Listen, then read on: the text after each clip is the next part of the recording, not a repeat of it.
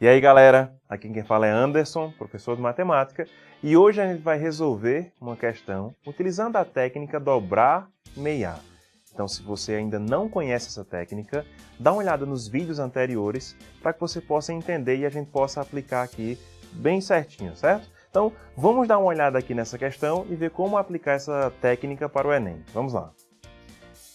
Em 2017, os valores de referência e de alvo terapêutico, de acordo com o risco cardiovascular estimado para os adultos com mais de 20 anos, foram atualizados. A análise da tabela nos indica que quanto maior o risco cardiovascular de um paciente, mais baixos devem estar os níveis de colesterol não HDL. Então é interessante que você consiga prestar bem atenção nas tabelas que o Enem te propõe a interpretar. Um detalhe, a gente pode deixar passar e deslizar e acabar errando a questão. Então, essa tabela ela fala sobre o risco cardiovascular de um paciente e, de acordo com esse risco, qual é o alvo terapêutico, em que nível deve estar o colesterol não HDL de um paciente. Vê lá. Se um paciente tem risco baixo, o colesterol não HDL dele tem que ficar entre 130 e 159. Já se o risco for intermediário, o colesterol tem que estar entre 100 e 129. Se o risco for alto, a gente tem que estar com a taxa de colesterol não HDL entre 80 e 99, e se o risco for muito alto, a taxa deve ser menor do que 80. Após alguns exames, um paciente estava com o colesterol não HDL em 250, ou seja, muito alto. E por orientação médica, mudou o seu estilo de vida e de alimentação, reduzindo a taxa de colesterol em 20%.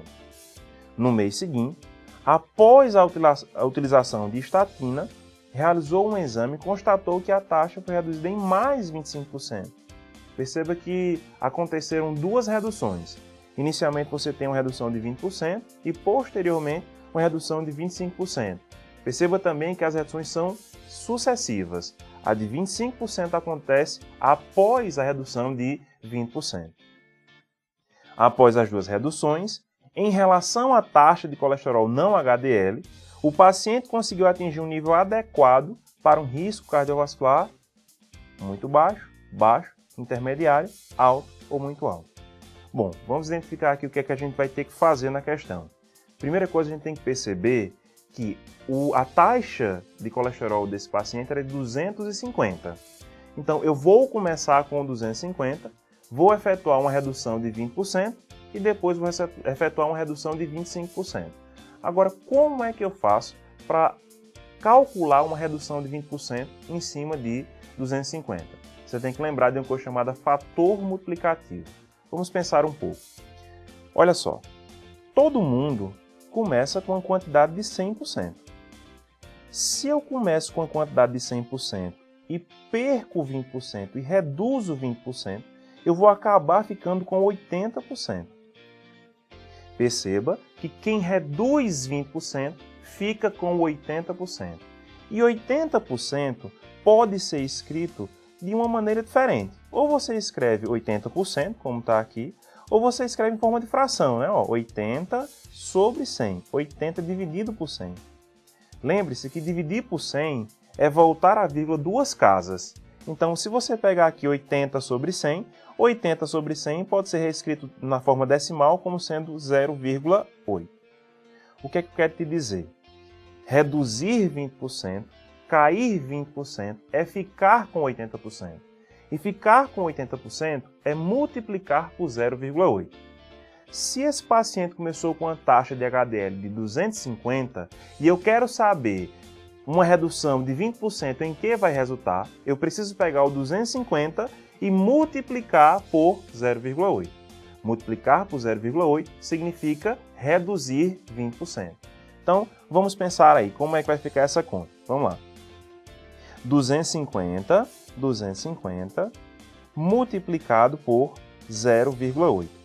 A gente vai pensar, meu Deus, que conta difícil de ser feita. Como é que eu faço para calcular 250 vezes 0,8? A gente viu no vídeo anterior a técnica chamada dobrar-meiar. Quando eu dobro um número e meio outro, eu continuo com a mesma resposta. Então, vamos tentar fazer essa conta utilizando essa técnica. Quem que eu vou dobrar? Quem que eu vou meiar? A ideia é meiar, dividir por 2, o mais fácil deles.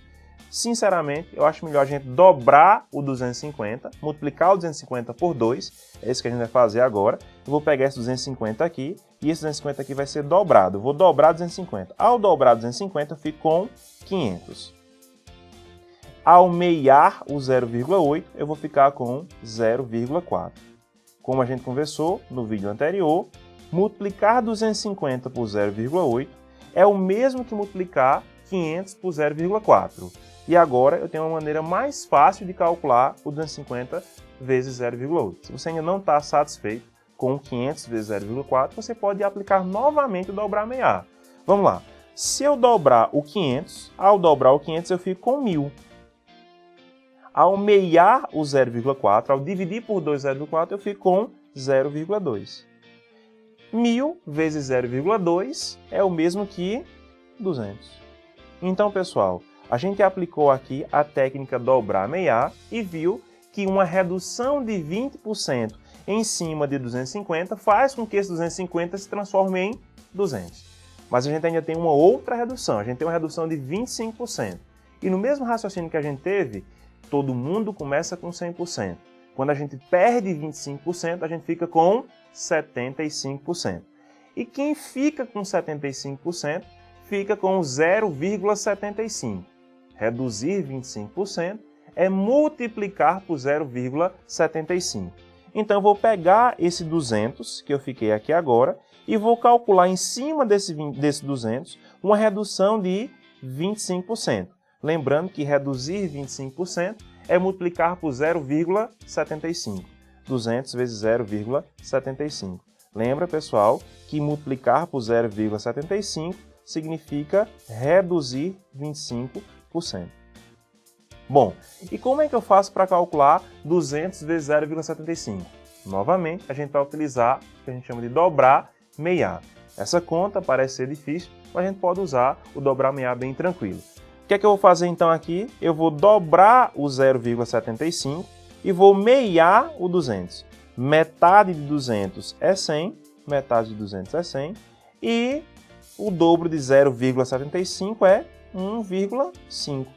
100 vezes 1,5 dá um total de 150. Então, uma redução de 25% em cima de 200 nos dá um valor total de 150. Então, a taxa de colesterol não HDL desse paciente começou em 250, após uma redução de 20% ela passou a ser 200 e após uma redução de 25% ela passou a ser 150. E 150 é uma taxa ideal para que tipo de risco cardiovascular? Vamos voltar para a tabela. Na tabela nós temos aqui, ó, 130, de 130 a 159. Se você tem níveis, né, de 130 a 159, esses níveis são adequados para uma pessoa que tem risco cardiovascular baixo. 150, que foi o valor que ele obteve, está entre 130 e 159.